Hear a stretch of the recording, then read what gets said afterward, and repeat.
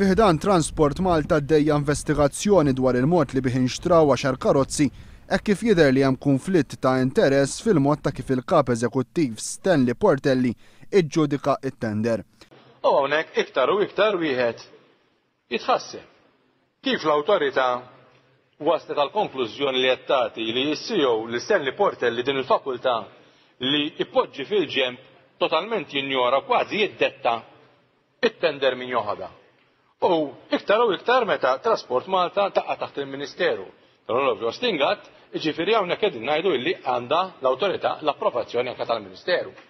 Fil-Parlament id-deputat Laburista Joseph Sammut fakkar kif l-24 ta' Novembru tas-sena l-oħra kien staqsa lil Ostingat dwar tender ta' xiri ta' 10 karozzi Hyundai minn Transport Malta u fuq liema kriterji intrebaħ it-tender.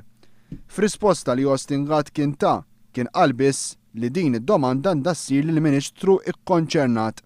Ir-riżulta issa li waħda mill-membri tal-Maritime Affairs Committee kif ikkonfermat minn tweġiba parlamentari f'April ta' din is-sena hija Francesca Mamo.